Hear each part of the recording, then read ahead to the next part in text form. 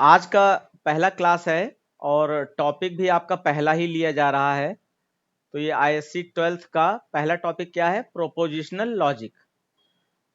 इससे करीब करीब आपका 4 to 6 नंबर का क्वेश्चन आ जाता है। इसी टॉपिक से 4 to 6 नंबर का क्वेश्चन बोर्ड में मिल जाएगा आपको। तो पहले हम लोग इसका फंडामेंटल देखेंगे और इसके बाद इस पे बेस्ड कैसे कैसे क्वेश्चन बोर्ड में अभी तक आए हैं या आ सकते हैं उनके बारे में देखेंगे। देन आपका टॉपिक पूरा होगा। आप लोगों से सिर्फ रिक्वेस्ट इतनी रहेगी कि आप लोग जो है अपनी तरफ से ये ऑनलाइन ऑफलाइन वाला भ्रम निकालते हुए, मैं आपको बोल रहा हूं, आपको दिखाई पड़ रहा हूं, आपको समझ में आए तो हाँ बोलिएगा, नहीं समझ में आए तो फिर से मैं समझा सकूं ऐसे रिक्वेस्ट कीजिएगा। तो हम लोगों का बोथ वे कम्युनिकेशन चलेगा, देन क्लास बहुत अच्छी हो जाएगी आपकी। तो मैंने सबसे पहले यहाँ पे प्रोपोजिशन लॉजिक है क्या, इसके बारे में डिस्कशन किया जाएगा। देखिए,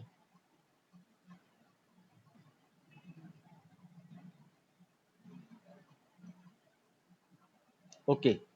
तो सबसे पहला है, इसकी डेफिनेशन हम लोग पढ़ लेंगे। A proposition is an elementary atomic sentence that may either be true और false but may take no other value. तो ये एक डेफिनेशन है जो आपको कभी भी डेफिनेशन आती है तो आपको याद होनी चाहिए। लेकिन इसको समझने के लिए एक दूसरी डेफिनेशन मैंने बनाई है जिससे आपको बिल्कुल क्लियर हो जाएगा कि ये है क्या। तो प्रोपोजिशन के बारे में बताया गया, a statement that is either true और false but not both is called proposition. यानी कि जब भी कोई कम्युनिकेशन करना होता है तो हमें अपनी बात एक दूसरे व्यक्ति तक पहुंचानी होती है। तो किस फॉर्म में पहुंचाते हैं? सेंटेंस फॉर्म में पहुंचाते हैं। यहाँ पे सेंटेंस वर्ड यूज किया गया है, सेंटेंस या स्टेटमेंट फॉर्म में पहुंचाते हैं। अब प्रोपोजिशन को कहा जा रहा है कि ये कुछ सेंटेंसेस होते हैं और ये ऐसे सेंटेंस होते हैं जिनका रिजल्ट या तो ट्रू निकलना चाहिए या तो फॉल्स निकलना चाहिए।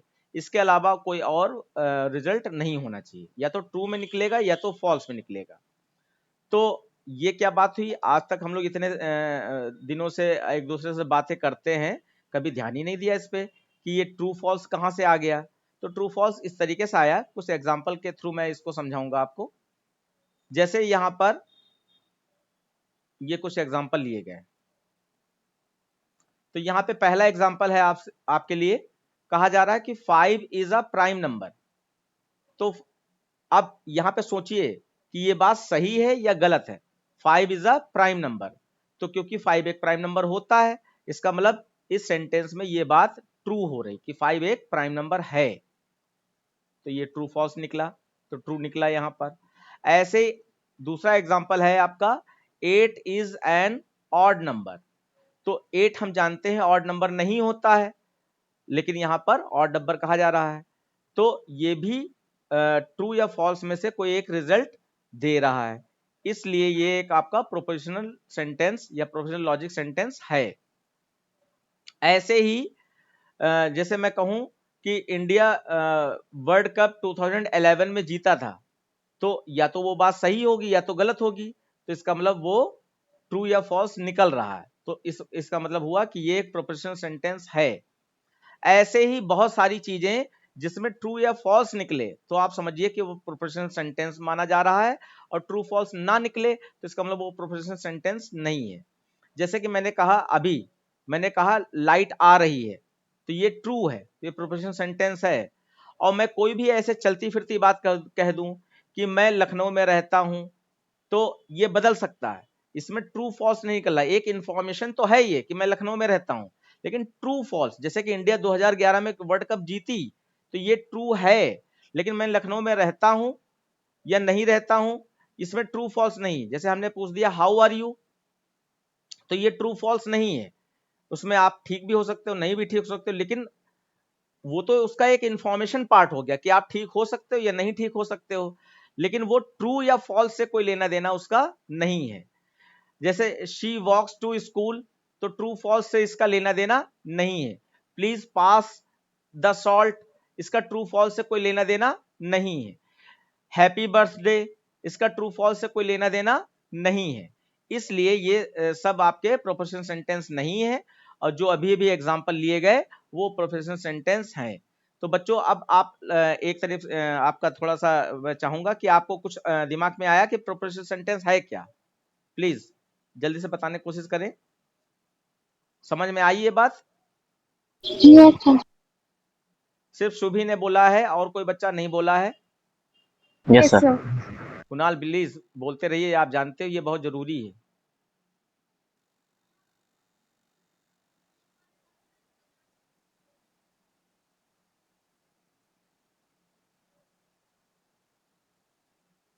ओके, अब इसके बाद जो है हमें इसके बारे में जानना है कि टाइप ऑफ प्रोपोजिशन क्या है। इसके दो टाइप होते हैं। पहला टाइप आपका है सिंपल प्रोपोजिशन। ऐसे ही बहुत सारे एग्जांपल दिए गए, ये सारे नोट्स आपको मिलेंगे, ठीक है। तो पहला है आपका सिंपल प्रोपोजिशन।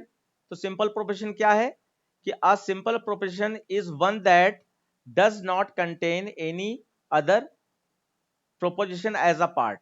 यानी कि कोई भी सेंटेंस के फॉर्म में अगर बात कही गई है तो वो बात को कहने के लिए कोई दो सेंटेंस नहीं यूज किए गए, एक ही सेंटेंस में वो बात कंप्लीट हो गई, तो वो आपका सिंपल प्रोपोजिशन कहा जाएगा। जैसे कि टुडे इज संडे, तो या तो ये ट्रू होगा या तो ये फॉल्स होगा, तो ये आपका एक बात एक सेंटेंस में कंप्लीट हो गई।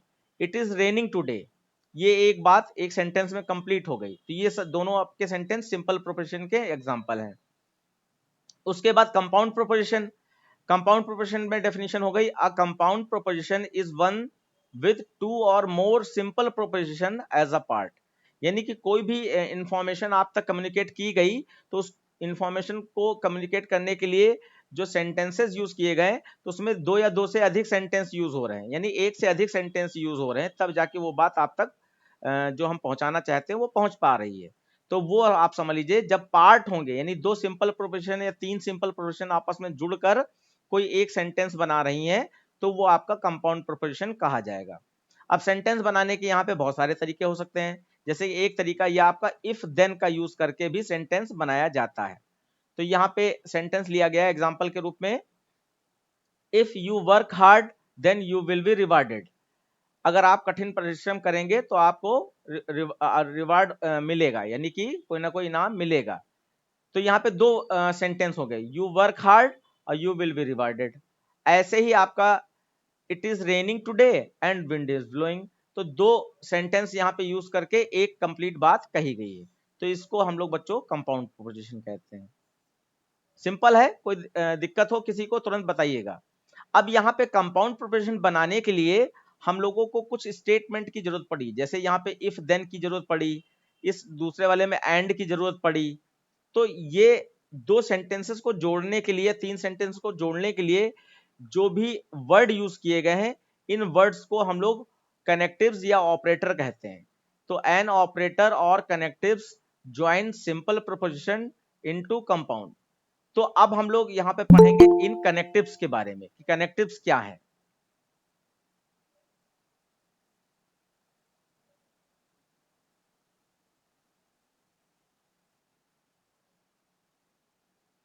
ओके,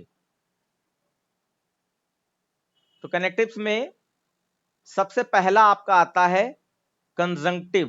कंजंक्टिव कहें इसको या कंजंक्शन कहें, दोनों नामों से इसको जाना जाता है। तो इसका क्या मतलब है कंजंक्टिव या कंजंक्शन का? देखिए, it means that at least one of the two argument is true. तो इसका मतलब है कि दो आर्गुमेंट में से कम एक आर्गुमेंट तो ट्रू होने चाहिए, और ट्रू को हम लोग वन कहते हैं, फॉल्स को हम लोग जीरो कहते हैं। या इसके अलावा बताया गया it is represented by plus sign या कैपिटल वी। इस तरीके से कैपिटल वी जो है ये आपका डिसजंक्टिव के लिए यूज होता है। और जो भी आपके क्वेश्चन बनते हैं तो ये सिंबल ही यहाँ पे इंपॉर्टेंट रहते हैं, जो याद होंगे तो आप इन क्वेश्चंस को आंसर कर पाओगे, अदरवाइज नहीं कर पाओगे। तो जैसे यहाँ पे ये प्लस और वी कैपिटल वी बता दिया गया है। अब P एक वेरिएबल यूज किया गया है जिसका कोई एक मीन्स होगा, यानी इसका P का मतलब कोई एक सेंटेंस होगा और Q का कोई एक सेंटेंस होगा, और उसको और करके कहना है आपको। जैसे मैंने कहा इट इज रेनिंग टुडे और फिर और लगाया विंड इज ब्लोइंग, तो इसको आप कैसे रिप्रेजेंट कर सकते हो? P और Q से आप रिप्रेजेंट कर सकते हो कि P का मतलब है इट इज रेनिंग टुडे और Q का मतलब है विंड इज ब्लोइंग। तो और लगा के अगर कहना है तो इट इज रेनिंग टुडे और विंड इज ब्लोइंग। तो अगर इसको फॉर्मूले फॉर्म में कहोगे तो आपका प्लस लगाना पड़ेगा या कैपिटल V लिखना पड़ेगा। अब इसका ट्रू टेबल भी आपको पता होना चाहिए। जैसे यहाँ पे एक सेंटेंस लिया गया है, सीता इज सिंगिंग और शी इज डांसिंग, तो दो सेंटेंसेस को जोड़ने के लिए और ऑपरेटर का यूज किया गया है। और ट्रुथ टेबल में और ऑपरेटर की ट्रुथ टेबल फर्स्ट ईयर में भी आपने पढ़ी होगी, उसको बस जल्दी से मैं एक्सप्लेन कर देता हूं। जिन बच्चों को यही नहीं मालूम है ट्रुथ टेबल कैसे बनती है तो प्लीज एक बार बताइएगा तो मैं इसको एक्सप्लेन कर दूंगा। तो यहाँ पे P एक Q दो वेरिएबल लिए जा रहे हैं, तो एक P ले लिया एक Q ले लिया।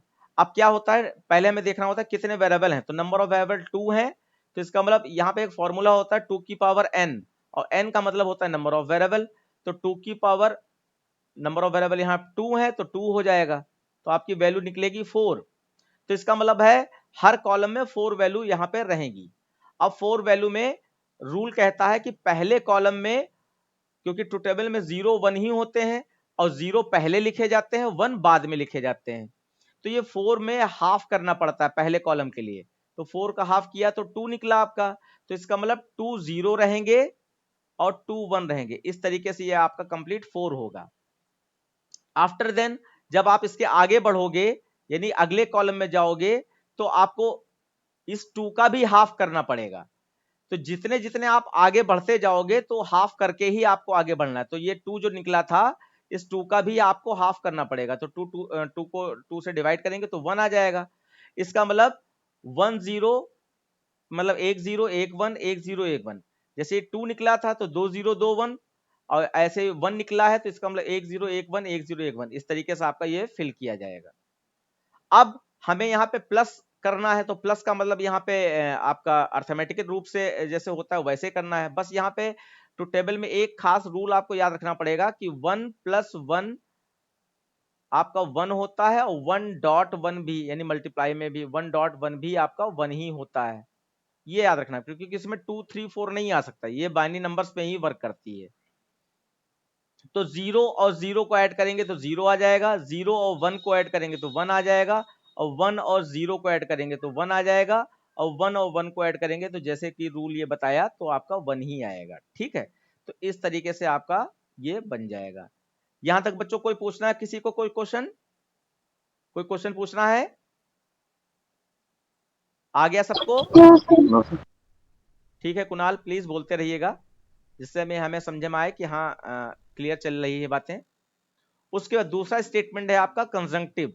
कंजंक्टिव को नॉर्मल भाषा में एंड कहते हैं या कंजंक्शन भी कह सकते हैं इसको। तो इसका मींस क्या है? It means that both the argument are true, यानी कि अगर दो आर्गुमेंट लेके चल रहे हो, दो सेंटेंस लेके चल रहे हो तो दोनों ही ट्रू होंगे तभी रिजल्ट ट्रू माना जाएगा, अदरवाइज रिजल्ट ट्रू नहीं बनेगा। तो एग्जांपल के रूप में today is Friday and it is raining today, तो यहां पर ये दोनों ही सेंटेंसेस ट्रू फॉर्म में ही माने जाएंगे तभी आपकी ये बात ट्रू मानी जाएगी। अगर आपका फ्राइडे नहीं है और टुडे नहीं है तो आप समझ लीजिए कि आपका ये बात पूरी सही नहीं, जो भी कह दिया गया। तो एग्जाम्पल के रूप में जैसे कि यहाँ पर ट्रू टेबल बनी है तो उसमें ट्रू कहां से आएगा? दोनों आर्गुमेंट ट्रू होने चाहिए यानी 1 होने चाहिए, तो ये वैल्यू तो वैसे रखी जाएगी 2 0 2 1 और फिर उसके बाद 1 0 1 1 1 0 1 1। अब क्योंकि इसका साइन क्या है, साइन देखिए डॉट आप लगा सकते हो इसमें, आप एंड का साइन लगा सकते हो सिंगल, और ये कैपिटल ए जैसा है, जैसे वो कैपिटल वी जैसा था ऐसे ये कैपिटल ए जैसा है, बस यहाँ पे ये लाइन नहीं होती तो इसको कैरेट साइन कंप्यूटर में बोल देते हैं, कैरेट साइन, या पावर के लिए इसको प्रोग्रामिंग में यूज करते हैं, तो जिस नाम से भी जाने, लेकिन यहां पर इसको हम लोग कंजंक्शन या कंजंक्टिव नाम से जानेंगे और इसका मतलब मल्टीप्लाई होता है। तो यहां पर 0 इंटू 0, तो 0 का रूल है 0 के साथ कुछ भी मल्टीप्लाई करोगे तो 0 ही हो जाता है, तो 0 इंटू 0 आपका 0 हो जाएगा, 0 इंटू 1 आपका 0 हो जाएगा, 1 इंटू 0 आपका 0 हो जाएगा और 1 इंटू 1 आपका 1 हो जाएगा। तो इस तरीके से आपका रिजल्ट इसमें रहेगा। कोई क्वेश्चन हो तो प्लीज बोल दीजिएगा। मैं ये छोटी छोटी चीजें हैं तो थोड़ा सा जल्दी में भी आगे बढ़ रहा हूं। जहां पे ज्यादा समझाना होगा वहां पे जरूर पूरा पॉज देकर समझाया जाएगा। अब तीसरा स्टेटमेंट बच्चों यहां पे आपको दिख रहा होगा कंडीशनल स्टेटमेंट। तो कंडीशनल स्टेटमेंट का दूसरा नाम आपका इम्प्लीकेशन होता है, और इसको जब सेंटेंस फॉर्म में हम लोग यूज करते हैं तो ये तो सिर्फ नाम है कंडीशनल या इम्प्लीकेशन, लेकिन सेंटेंस बनाने के लिए यहां पर इफ और देन का यूज किया जाता है। इफ देन, इसका क्या मतलब होता है? It means that if one argument is true then other argument is true. इसमें कहा गया अगर एक आर्गुमेंट ट्रू है तो दूसरा आर्गुमेंट ट्रू होगा, ये इसकी डेफिनेशन बताई गई। लेकिन मैं इसका दूसरा तरीका आपको बताऊंगा इसकी ट्रू टेबल को याद करने का, क्योंकि वो आपको यूज करने को मिलेगी ही मिलेगी, कई जगह पर आपको ये चीज आएगी समझ में। तो इसका साइन क्या है? साइन ही सबसे इंपॉर्टेंट है जो आपको याद रखना है। ये सिंगल एरो के साथ में बनाया जाता है। तो ये सिंगल एरो दो लाइन के साथ में हो सकता है, या सिंगल एरो जैसे ऐसे ये दो लाइन के साथ हो सकता है, या सिंगल लाइन के साथ हो सकता है, और एक ये साइन कभी कभार आपको मिल जाएगा इस तरीके से भी ये साइन होता है। ये सब क्या है? कंडीशनल आपके स्टेटमेंट के साइन माने जाते हैं। ठीक है, तो इन तीन साइनों को आप याद रखिएगा, जिसमें कि दो ही आपको यूज करने को मिलते हैं, लेकिन ये याद होना चाहिए। अब क्योंकि इसमें दो सेंटेंस को बनाने के लिए इफ देन का यूज होता है, तो पहला सेंटेंस इफ से स्टार्ट किया जाता है। जैसे यहां पर कहा गया इफ स्काई इज क्लियर, फिर दूसरा सेंटेंस देन से स्टार्ट होगा, then you can go to party. ये बता दिया गया कि अगर आसमान साफ है तो आप पार्टी करने के लिए जा सकते हो। अब इसकी ट्रू टेबल बनानी है, तो यहां पे बच्चों एक फॉर्मूला आपको पता होना चाहिए, तभी इसकी ट्रू टेबल आप बना पाओगे। जैसे P और कंडीशनल Q का फॉर्मूला होता है P बार प्लस Q। इस फॉर्मूले से ही इसकी वैल्यू निकाली जाती है। तो यहां पे देखते हैं, जब बुक में आप देखोगे तो आपको ऐसे दिखाई पड़ेगा कि P ले लीजिए, Q ले लीजिए और P कंडीशनल Q का आंसर निकाल दीजिए। तो ये आंसर कैसे निकला है? इस फॉर्मूले से निकला है। तो मैं इस फॉर्मूले को प्रूफ करते हुए आपको ये समझाता हूं। जैसे P और Q तो हमारे पास आई, तो यहाँ पे फॉर्मूले में कह रहा कि P बार होना चाहिए, और ये जो वैल्यू निकली है यही वैल्यू निकलनी चाहिए ये वाली फॉर्मूले की। तो हमारे पास P बार नहीं है, तो मैं P बार ले लेता हूँ, और बार का मतलब होता है अपोजिट करना। तो P की वैल्यू हमारी 0011 है, तो इसका 00 का 11 हो जाएगा, और 11 का 00 हो जाएगा इस तरीके से। उसके बाद जो है, अब हमें क्या चाहिए? Q चाहिए। तो Q तो हमारे पास इसमें है, मैं यहाँ पे थोड़ा सा लाइन ड्रॉ कर दे रहा हूं जिससे ये अलग अलग लगे। अब हमें यहाँ पर P बार प्लस Q चाहिए। तो देखो P बार ये हो गया और Q ये हो गया, दोनों को प्लस करना है। तो 0 प्लस 1 1 हो जाएगा, 1 प्लस 1 1 हो जाएगा, और 0 प्लस 0 0 हो जाएगा, और 1 प्लस 0 1 हो जाएगा। तो देखिए ये वाली जो रिजल्ट आया है, ये रिजल्ट किससे मैच कर रहा है? ये आपका जो फाइनल रिजल्ट दिखाया गया था।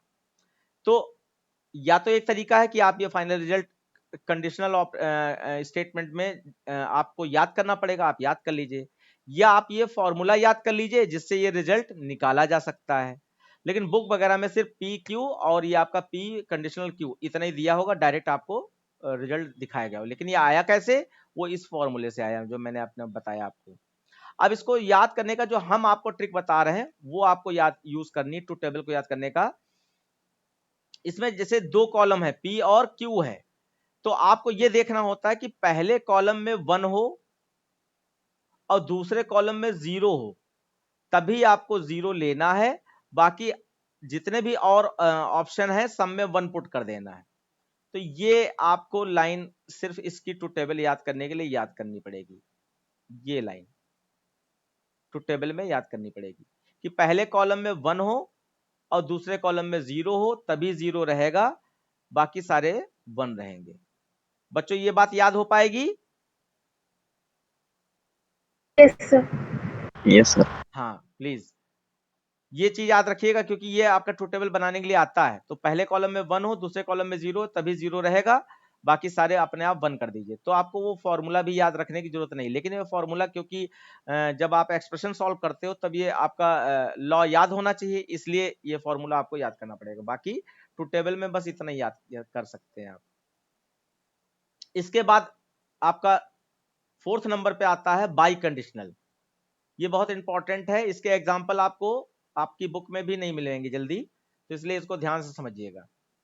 इसमें बताया गया it means that either both argument are true और बोथ आर्गुमेंट आर फॉल्स। तो ट्रू का मतलब है 1, या तो दोनों 1 हो आर्गुमेंट तब रिजल्ट आपका 1 रहेगा, या तो दोनों आर्गुमेंट का रिजल्ट 0 हो इनपुट में तब आपका आउटपुट 1 आएगा।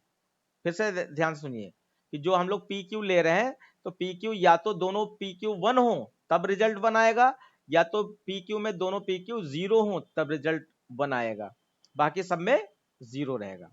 बाकी इसका एक फॉर्मूला है, ये आपको फॉर्मूला दिखाया जा रहा है कि अगर इस फॉर्मूले को आप प्रूफ कर लीजिए तो आपका रिजल्ट जो ये फाइनल इसमें रिजल्ट दिखाया गया वही आपका बन जाएगा। देखिए ट्रुथ टेबल आपके सामने आ गई है। अब मैं यहाँ पर इस फॉर्मूले के थ्रू भी थोड़ा सा ये रिजल्ट दिखा दूं आपको। इसमें आपके ये कॉलम है। अब हमारे पास पी क्यू में तो वही वैल्यू रखनी पड़ेगी 00 11 फिर 10 11 10 11। अब हमें इस फॉर्मूले के हिसाब से ये फॉर्मूला क्या है, पी बाई कंडीशनल क्यू को हम लोग लिख सकते हैं पी बार dot Q bar plus P Q. इस फॉर्मूले को प्रूफ करना है तो हमारे पास पी बार नहीं है, क्यू बार नहीं है और पी बार डॉट क्यू बार नहीं है और उसके बाद पी डॉट क्यू भी नहीं है। तो ये कॉलम पहले हमें चाहिए होंगे ट्रुथ टेबल में ये वाली वैल्यू लाने के लिए, और उसके बाद फाइनल वाला कॉलम मैं आगे बनाए दे रहा हूं। एक कॉलम और चाहिए होगा पी बार Q bar plus P Q, ये वाला फॉर्मूला फाइनल रिजल्ट के लिए हमें चाहिए, तब आपका ये वाली वैल्यू आ जाएगी। तो देखिए पी की वैल्यू अपोजिट कर दीजिए, 00 11 को हम लोग 1 1 0 0 कर देंगे और क्यू की वैल्यू 0 1 0 1 थी तो उसको 1 0 1 0 कर देंगे। अब इसमें मल्टीप्लाई हो रहा है तो 1 इंटू 1 1 और 1 इंटू 0 0 0 इंटू 1 0 और 0 इंटू 0 0 हो जाएगा। ये सही लिखा है ना मैंने? हाँ देखिए पी 1 था तो 0 कर दिया और क्यू 1 था तो 0 कर दिया। चलिए कोई बात नहीं, जो आ रहा है वो करिए। फिर पी क्यू का मल्टीप्लाई करना है तो आपका 0 इंटू 0 0 0 इंटू 1 0 और 1 इंटू 0 0 और 1 इंटू 1 1 आ जाएगा। अब हमें क्या करना है, पी बार डॉट क्यू बार को पी डॉट क्यू से प्लस करना है।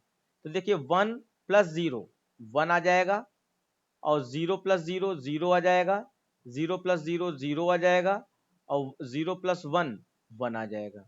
तो आप देख पा रहे होंगे ये वाली वैल्यू यही निकल आई है। ठीक है, तो इस फॉर्मूले को अगर आपने याद किया है तब आप ये वैल्यू निकाल सकते हो।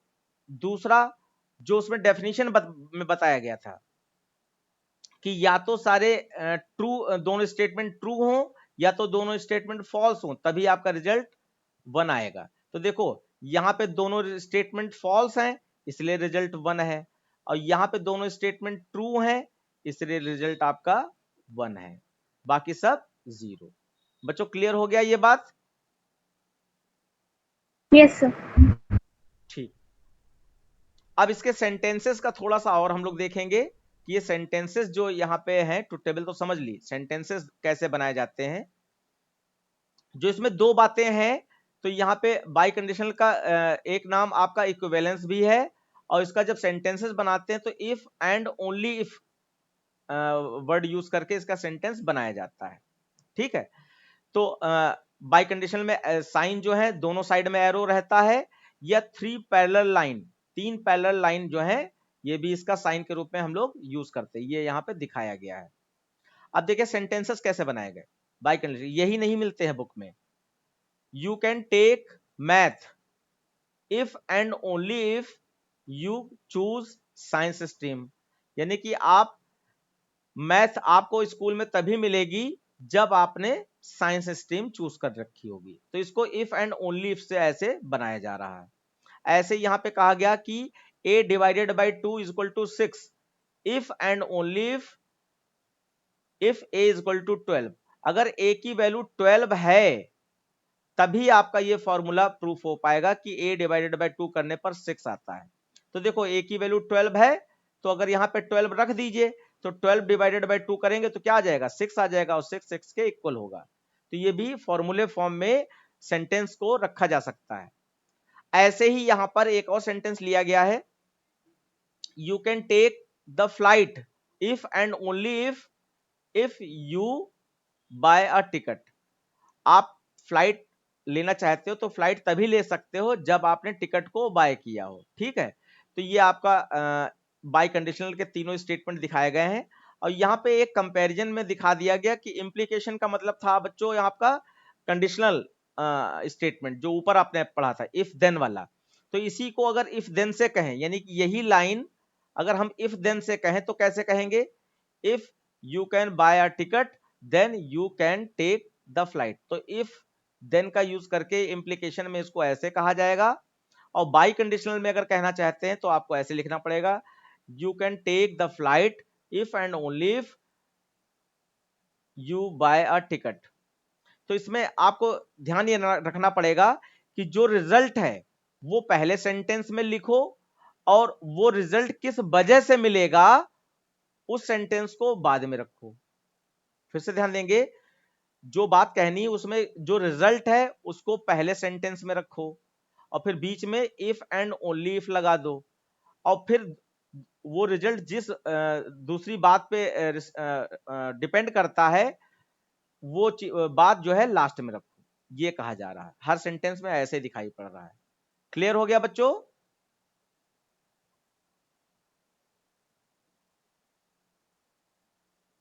Yes. प्रशांत बेटा माइक लगाया है नहीं लगाया है आपने? Yes, लगाया। प्लीज बोल दिया कीजिए। श्रेया आपने माइक लगाया है? Yes, sir. तो भी आपने?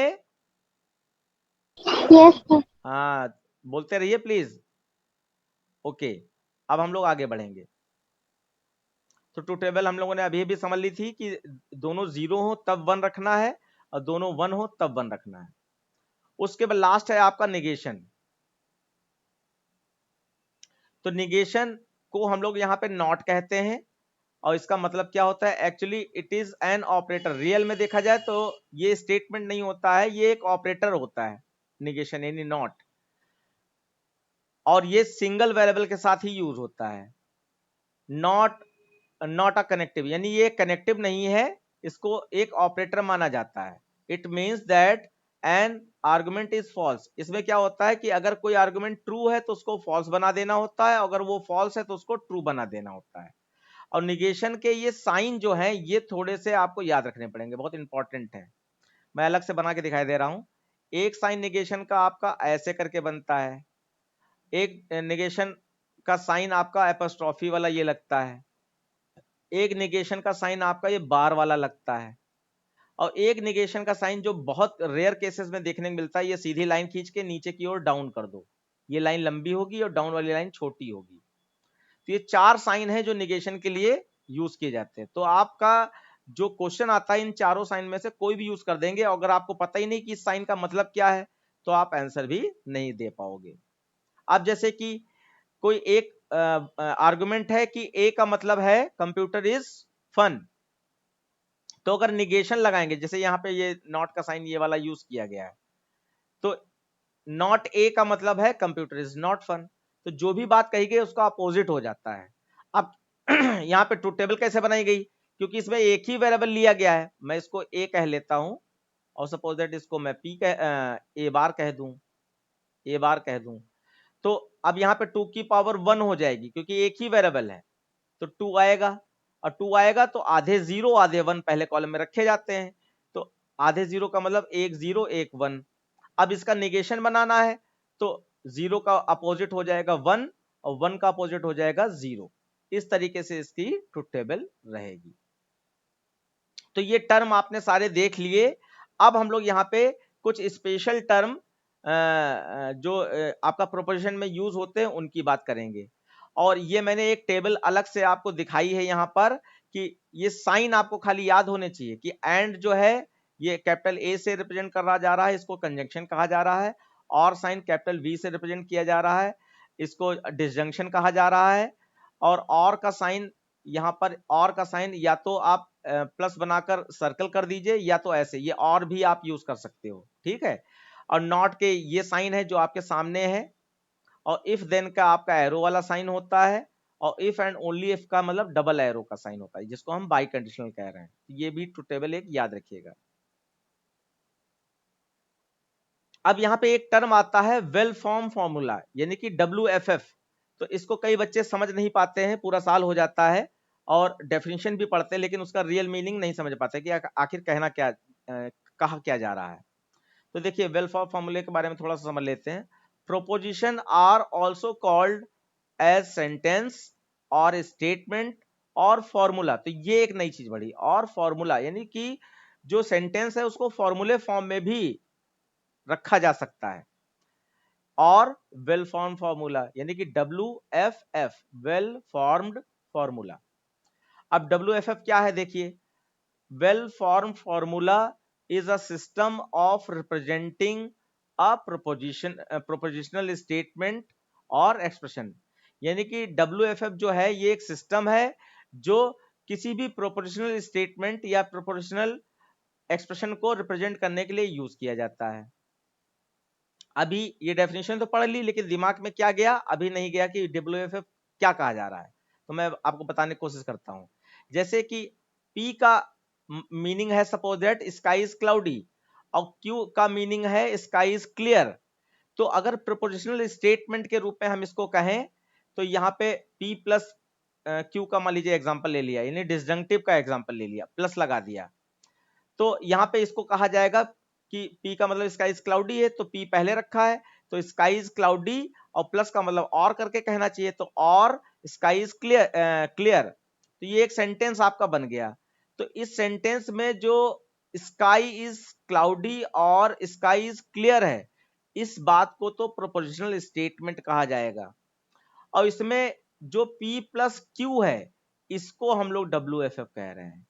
यानी कि जो सेंटेंस था, उस सेंटेंस के जो वेरिएबल्स होते हैं, और उन वेरिएबल्स को जब फॉर्मूले फॉर्म में लिख दिया जाता है, तब इस सेंटेंस को WFF कहा जाता है। यानी कि कोई भी सेंटेंस आप बनाओगे तो PQ या AB करके आप ये सेंटेंस का किसका मतलब है A, और ये सेंटेंस का मतलब है B। आप चाहे उसको कंजंक्शन में बनाओ, चाहे डिसजंक्शन में बनाओ, चाहे इफ देन में बनाओ, तो उसके लिए जो फॉर्मूले फॉर्म में, यानी कि वेरिएबल के साथ में साइन लगाते हुए जब आप लिखोगे, तो इस चीज को हम लोग WFF कहते हैं। बच्चों ये बात क्लियर हुई, WFF कब कहा जाएगा और प्रोपोजिशनल सेंटेंस कब कहा जाएगा, ये बात क्लियर हुई? Yes, Yes, sir. sir. हाँ, तो जब फॉर्मूले फॉर्म में आ जाएगा तब WFF कहेंगे, और अब जब स्टेटमेंट के रूप में होगा तो प्रोपोजिशनल सेंटेंस या स्टेटमेंट कहेंगे। अब इसके बाद आपके कुछ स्पेशल टर्म हैं जो हमेशा पूछे जाते हैं, इन्हीं पे सबसे ज्यादा क्वेश्चन होते हैं। यानी जो क्वेश्चन बनते हैं, या तो वो जो साइन आपने पढ़े हैं उनसे क्वेश्चन बनेंगे, या तो इससे, ये जो अभी आप पढ़ने जा रहे हैं। तो इसमें सबसे पहला है आपका कॉन्टिंजेंसीज। कॉन्टिंजेंसीज टर्म क्या है? तो contingencies are the proposition that have some combination of ones and zeros in their truth table as a result column. यानी कि कोई भी ट्रुथ टेबल आपने बनाई, तो उस ट्रुथ टेबल में जो रिजल्ट वाला कॉलम होता है, जैसे कि ये आपका रिजल्ट कॉलम है, इफ ये जो लास्ट में दिया गया है, इसको हम लोग रिजल्ट कॉलम कह रहे हैं, ठीक है। तो जो रिजल्ट फॉर्म में आपका कॉलम होता है, उसमें कुछ जीरो हो सकते हैं और कुछ वन हो सकते हैं, तो आप उस ट्रुथ टेबल को कॉन्टिंजेंसीज कहोगे। मैं फुल दिखा दे रहा हूं। अब जैसे यहां पर एक फॉर्मूले के थ्रू ये कॉन्टिंजेंसीज समझाने की कोशिश की गई। अब याद रखिएगा सिंबल्स का ही यूज होगा, जो सिंबल्स आपको अभी भी पढ़ाए गए हैं। तो जैसे ये आपका कंजंक्शन है और ये आपका डिसजंक्शन है, ठीक है। और कंजंक्शन का मतलब यहाँ पे डॉट से था, मल्टीप्लाई, और डिसजंक्शन का मतलब प्लस से था। ये आपको याद होना चाहिए, नहीं तो आप ट्रुथ टेबल नहीं बना पाओगे। अब ये फॉर्मूला है, तो इसको मैं इस तरीके से लिख दे रहा हूं, P dot P plus Q, इस तरीके से लिख दिया। इसको प्रूफ करना है। तो देखो P और Q दो वेरिएबल हैं, तो 2 0 2 1 रहेंगे, और 0101 रहेगा, ये तो आपका सेम रहेगा। फिर यहाँ पे P ये आपका किसका साइन है, ये आपका प्लस का साइन है, पहले ये निकाला गया। तो यहाँ ये वाला कॉलम क्यों निकाला गया, क्योंकि हम लोग जो फॉर्मूला होता है उसमें देखते हैं कि पी क्यू में कौन सी चीजें हमारे पास हैं। तो देखो इस फॉर्मूले में सिंगल पी तो है ही हमारे पास, लेकिन पी प्लस क्यू नहीं है हमारे पास, इसलिए पहले यही बनाया गया। तो 0 प्लस 0 0 आ गया, 0 प्लस 1 1 आ गया, 1 प्लस 0 1 आ गया। तो 1 से कुछ भी ऐड करोगे तो 1 ही आता है, ठीक है। और 1 प्लस 1 भी आपका 1 ही आ गया। उसके बाद इस चीज को p से मल्टीप्लाई कराते, तो 0 और 0 मल्टीप्लाई होगा तो 0 आएगा, 0 और 1 मल्टीप्लाई होगा तो 0 आएगा, 1 और 0 मल्टीप्लाई होगा, सॉरी 0 नहीं होगा, 1 और 1 मल्टीप्लाई होगा तो 1 आएगा, और 1 और 1 मल्टीप्लाई होगा तो 1 आएगा आपका, ठीक है, 1 आएगा। इस तरीके से रहेगा ये। तो अब यहाँ पे जो हमें समझना था वो क्या था कि कॉन्टिंजेंसीज का मतलब होता है कि जो रिजल्ट कॉलम है किसी ट्रुथ टेबल का, उसमें कुछ 0 रहेंगे और कुछ 1 रहेंगे। अब कुछ का मतलब आधे आधे नहीं है कि आधे 2 0 रहेंगे 2 1 रहेंगे। हो सकता है 1 0 3 1 हो सकते हैं, हो सकता है कि 1 1 3 0 हो जाए, यानी कुछ 0 रहेंगे कुछ 1। ऐसा नहीं हो सकता सारे 1 हो या सारे 0। तो उस समय जब मिक्सअप 0 1 के रूप में आपका ट्रुथ टेबल बनाया जाता है तो उसको कॉन्टिंजेंसीज कहा जाता है, ये बात आपको याद रखना है। उसके बाद जो सबसे ज्यादा पूछा जाता है वो है आपका टोटोलॉजी। ये टोटोलॉजी टर्म सबसे ज्यादा पूछा जाता है। तो इसमें क्या बताया गया बच्चों, इसमें बताया गया कि कोई भी ट्रुथ टेबल जब बनाते हैं तो अगर उसमें सिर्फ जो रिजल्ट कॉलम है उसमें सिर्फ 1 आ जाए और कोई वैल्यू ना आए, सिर्फ 1 आ जाए, तो वो आपका टोटोलॉजी कही जाती है। तो यहाँ पे आप देख रहे हो ये सारे 1 आ गए हैं, ठीक है, सारे 1 है। अब एक बार इसको हम समझाने की कोशिश कर रहा हूं मैं।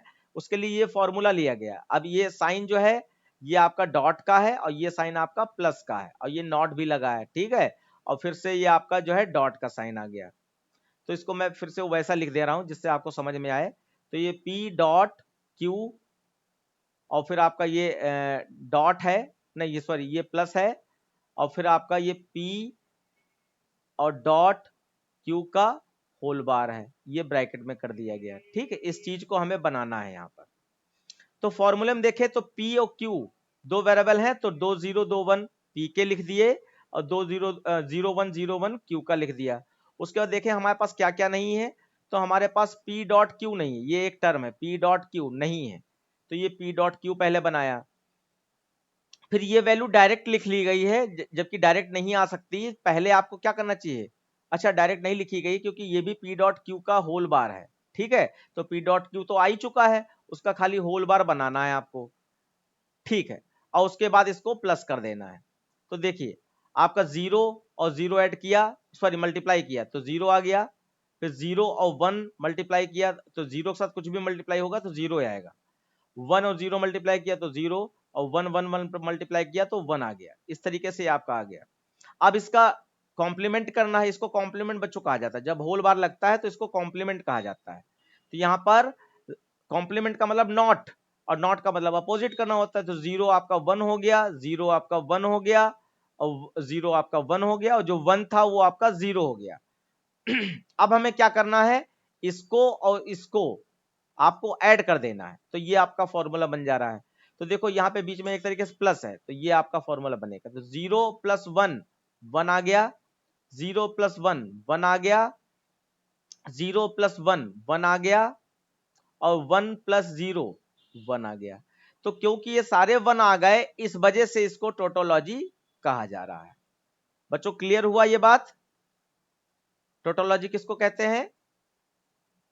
yes, कोई क्वेश्चन हो तो बोल दीजिएगा, बस थ्योरी पार्ट है ये, इसलिए मैं इस तरीके से जल्दी जल्दी पहुंच रहा हूं। बाकी प्रोग्रामिंग जब स्टार्ट होगी तो बहुत कायदे से ध्यान देते हुए आपको दिखाई जाएगी। उसके बाद दूसरा आपका तीसरा डेफिनेशन है कॉन्ट्राडिक्शन। तो कॉन्ट्राडिक्शन बच्चों टोटोलॉजी का अपोजिट होता है। तो टोटोलॉजी में था कि फाइनल रिजल्ट में सारे 1 आ जाएं, और कॉन्ट्राडिक्शन में सारे रिजल्ट जो रिजल्ट कॉलम है उसमें सारे आपके 0 आ जाएं, तो उसको कॉन्ट्राडिक्शन कहा जाएगा। मैं भी आपको ये चीज दिखा दे रहा हूं। ओके देखिए इसमें आपका एक फॉर्मूला लिया गया है P, और ये साइन आपका डॉट का है, तो P डॉट Q ये ब्रैकेट में कर दिया गया, और फिर डॉट P बार, इस फॉर्मूले को इसमें दिखाया जा रहा है। ये वैल्यू आपके सामने है। अब देखिए पी क्यू लिया 2021 0101, ये वैल्यू इनपुट के रूप में हो गई। अब हमें पी डॉट क्यू निकालना है, डॉट क्यू, तो 0 इंटू 0 0 हो जाएगा, 0 इंटू 1 0 हो जाएगा, 1 इंटू 0 0 हो जाएगा, और 1 इंटू 1 1 हो जाएगा। फिर हमें फॉर्मूले में पी बार भी चाहिए, तो पी की वैल्यू है हमारे पास 0011, तो उसका 11 और 00 अपोजिट कर दिया जाएगा, ये पी बार हो गया। अब हमें क्या करना है, मल्टीप्लाई करना है, यहाँ पे डॉट लगा हुआ है ये फॉर्मूला लाने के लिए, तो 0 को 1 से मल्टीप्लाई करा दीजिए, तो आपका मल्टीप्लाई कराने का मतलब 0 ही रहेगा, तो 0 इंटू 1 0, 0 इंटू 1 0, 0 इंटू 0 0, और 1 इंटू 0 0, तो ये आपका आ जाएगा। अब बच्चों यहाँ पे मैं एक और चीज बता दूं कि आपको अभी आगे जब टॉपिक बढ़ेगा तो बुलियन अलजेब्रा चालू होगा, तो उसमें बुलियन लॉ पढ़ाए जाएंगे, तो बुलियन लॉ में भी आपको सारे लॉ की ट्रुथ टेबल बताई जाती है, तो उससे भी आप देख सकते हो कि एक प्रॉपर्टी लॉ होता है प्रॉपर्टी ऑफ वन, तो प्रॉपर्टी ऑफ वन में जो आपका लॉ है उससे आप टोटोलॉजी प्रूफ कर सकते हो, क्योंकि सारे वन लाने हैं। और दूसरा एक प्रॉपर्टी ऑफ जीरो होता है, तो उसका फॉर्मूला लेकर आप, छोटा फॉर्मूला होता है इसलिए मैं बता रहा हूं, तो आप यहाँ पे कॉन्ट्राडिक्शन भी दिखा सकते हो। और अगर आपको अच्छा थोड़ा रिप्रेजेंटेशन चाहिए तो मैंने यहाँ पे मेहनत करके आपके लिए बनाया है, आप इन फॉर्मूले को यूज कर लीजिए, दिमाग में याद कर लीजिए, जिससे कि ये फॉर्मूला वहां दिखाएंगे तो थोड़ा इंप्रेशन अच्छा पड़ेगा, क्योंकि ये आपको फॉर्मूले मिलेंगे नहीं, ये आपका मेरा पर्सनल डेटा है, ठीक है, जिससे मैंने ये चीज बड़े रूप में समझाने की कोशिश की गई है। अब इसके बाद यहां पर एक एक्सप्रेशन में कुछ टर्म के बारे में बताया गया है, जैसे कि पी कंडीशनल क्यू लिखें या पी बाई कंडीशनल क्यू लिखें, यानी एरो साइन के साथ में लिखें। तो यहां पे बताया गया है कि जो पी कंडीशनल क्यू में जो पहला वाला टर्म होता है, यानी कि पी, इसको एंटीसीडेंट कहा जाता है, और जो दूसरा वाला एरो साइन के बाद में जो टर्म है उसको कॉन्जिक्वेंट कहा जाता है। ये टर्म इसलिए बताए जा रहे हैं क्योंकि डेफिनेशन में यही आगे यूज होने वाले हैं, जो आगे की डेफिनेशन है। तो पहले वाले को एंटीसीडेंट और दूसरे वाले को कॉन्जिक्वेंट कहा जाता है, इस बात का ध्यान रखेंगे। अब इसमें जो है बस क्लास भी हमारी ओवर होने वाली है, ये 3 डेफिनेशन बची, इसको कराने के बाद क्लास ओवर हो जाएगी, ठीक है। तो आप लोग ये ना सोचिएगा कि कब तक चलाएंगे, ओके। तो यहाँ पे सबसे पहली ये 4th नंबर पे डेफिनेशन है कन्वर्स। कन्वर्स का मतलब होता है it is a interchanging of antecedent and consequent. तो आपको बताया गया था जो पहले वाला वेरिएबल होता है वो एंटीसीडेंट होता है, जो दूसरा वाला वेरिएबल होता है एरो साइन के बाद वाला उसको कॉन्सिक्वेंट कहते हैं। तो ये क्या कह रहे हैं, ये कह रहे हैं इंटरचेंजिंग, यानी कि उनको बदल दिया जाए, यानी कि जो एंटीसीडेंट था उसको कॉन्सिक्वेंट की जगह पहुंचा दिया जाए, जो कॉन्सिक्वेंट था उसको एंटीसीडेंट की जगह पर पहुंचा दिया जाए, इसके बारे में कह रहे हैं। तो आप देखिए कैसे यहां पे फॉर्मूले में दिखा भी दिया गया, जस्ट लाइक जैसे P कंडीशनल Q है, तो इसका अगर कन्वर्स मुझे लिखना है तो Q कंडीशनल P लिख दीजिए, तो ये आपका P कंडीशनल Q का कन्वर्स है। P कंडीशनल Q का कन्वर्स क्या है, Q कंडीशनल P, एंटीसीडेंट और कॉन्सिक्वेंट आपस में बदल दिए गए। अब इसको स्टेटमेंट के रूप में भी हमें पता होना चाहिए, तो यहाँ पे P इज इक्वल टू है यू वर्क हार्ड, सपोज किया गया, और Q का मतलब है यू विल बी रिवॉर्डेड। तो अब यहाँ पे अगर P कंडीशनल Q की बात करें तो सेंटेंस बनेगा if you work hard then you will be rewarded.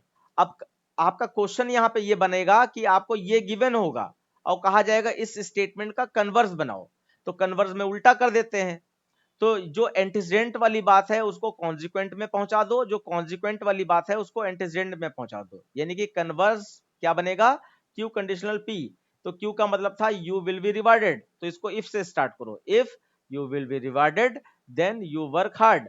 तो सेंटेंस का मीनिंग भले ही ना निकल रहा हो यहाँ पे थोड़ा सा, लेकिन बनाना आपको ऐसे ही है। बात क्लियर हुई बच्चों?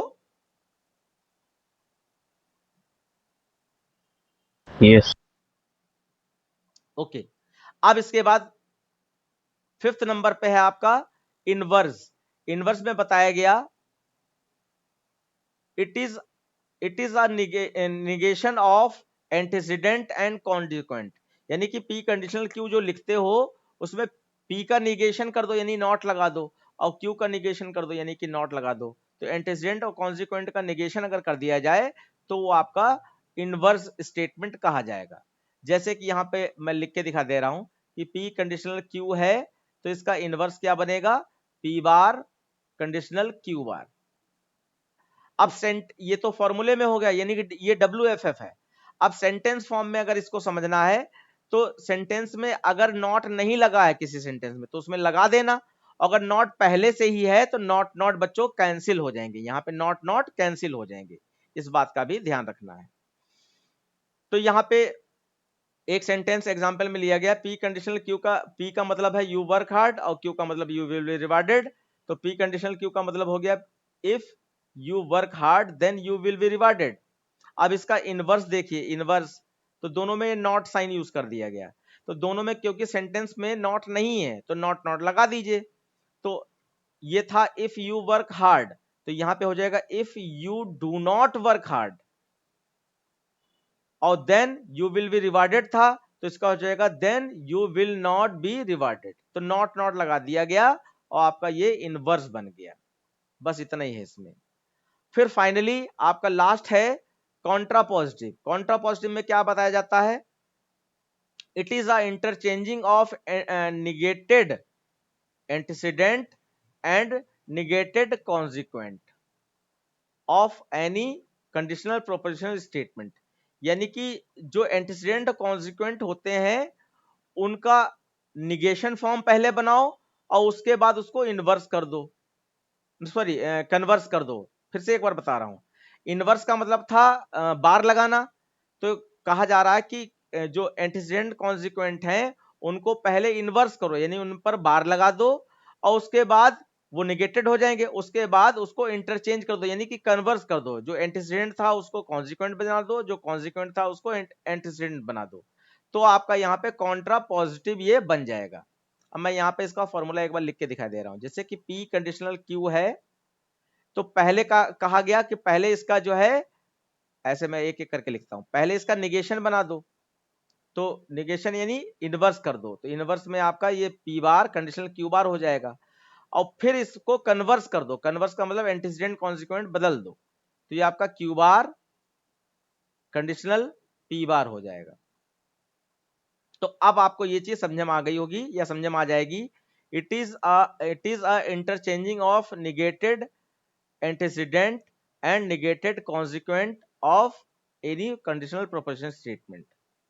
अब देखिए इसको सेंटेंस फॉर्म में कैसे फॉर्म किया जाएगा। हाँ, यहां पे है सेंटेंस सेम लिया गया है, पी कंडीशनल क्यू का मतलब है if you work hard then you will be rewarded. अब इसका कॉन्ट्रा पॉजिटिव बनाया गया तो Q bar conditional P bar कर दिया गया, तो दोनों में नॉट लगाना है, बस क्यू बार पहले कर लेना है। तो क्यू का मतलब था यू विल बी रिवार्डेड, तो इसको पहले ले आना है, तो इफ और नॉट भी लगाना है, तो if you will not be rewarded then you do not work hard. इस तरीके से आपका ये बना दिया जाएगा। बच्चों अब आज की क्लास में बस यहीं तक मुझे बताना था, और मैं बता दूं जानकारी के लिए कि आपको एक रजिस्टर बनाना होगा जिसमें ये सारा वर्क जो एक दिन बीच का मिलता है उसमें आपको लिखना होगा, क्योंकि रजिस्टर ऐसा होता है जो 10 बार पलट सकते हो, एग्जाम टाइम में जब चाहो तब उसको देख सकते हो। बाकी चीजें अगर रजिस्टर फॉर्म में नहीं है तो ये डेटा तो मैं दूंगा ही, लेकिन आपका मोबाइल का नेट नहीं आ रहा है या क्या बहुत सारी चीजें हो सकती हैं, तो उसमें आपको प्रॉब्लम फेस करनी पड़ सकती है, इसलिए ये नोट करना कंपलसरी है। और पहले दिन से आप इसको नोट करना चालू कर दीजिए जिससे कि आपके पास काम का बोझा ना आए। तो एक रजिस्टर आपको बनाना है, और ये मैं आपको जो मेरा ऐप है जावा मतलब राम जी सर, उसमें मैं आपको रजिस्टर करा दूंगा, तो ये जो भी क्लासेस हुई हैं इनकी रिकॉर्डिंग उसमें आपको अवेलेबल हो जाएंगी, यानी कि जब चाहे जितनी बार चाहे उतनी बार आप देख सकते हैं। साथ में क्योंकि हम लोग ऑफलाइन भी स्टार्ट कर चुके हैं इस साल से, तो जितने भी टेस्ट होंगे सारे ऑफलाइन ही लिए जाएंगे, टेस्ट ऑनलाइन नहीं होगा इस साल, ठीक है। जब तक कोई ऐसी कोई सिचुएशन ना बने तो टेस्ट सारे ऑफलाइन ही होंगे। और आपको सुविधा ये दी जा रही है कि आप अपनी प्रॉब्लम्स को इकट्ठा कर लें, तो चाहे फोन कॉल से आप अपना उसको ओवरकम कर सकते हैं कि आपने हमें फोन कर लिया कि ये सर ये चीज नहीं क्लियर हो रही, या क्लास में पूछ सकते हैं। और साथ साथ आप ऑफलाइन में भी आकर जब चाहें तब पूछ सकते हैं, आपको डेली आने की जरूरत नहीं। लेकिन आपके पास कुछ प्रॉब्लम्स हैं जिनका सोल्यूशन आपको चाहिए, तो आप सीधे सीधे ऑफलाइन में भी आ सकते हैं। बस आपको करना क्या है, मैसेज कर देना है कि सर मुझे आना है, कुछ प्रॉब्लम्स हैं, प्रोग्रामिंग जब चालू होगी तो आपको इसकी जरूरत पड़ सकती है। या आपका एक बैच चल रहा है, मैं ये ऑफर आपको बता रहा हूं, आपका एक बैच चल रहा है 7 to 8। ये आज बच्चों क्या है, टीटीएस है एमडब्ल्यूएफ है? आज एमडब्ल्यूएफ है। तो 7 to 8 टीटीएस में 12 का एक बैच चल रहा है। तो अगर आपका कभी भी टाइम फ्री मिल जाए तो आप टीटीएस बैच में, 12th के बैच में, ऑफलाइन बैच में भी आ सकते हैं। आपकी फीस वही रहेगी, आप ऑनलाइन पढ़ें चाहे ऑफलाइन पढ़ें। क्लियर हो गई सारी बातें बच्चों?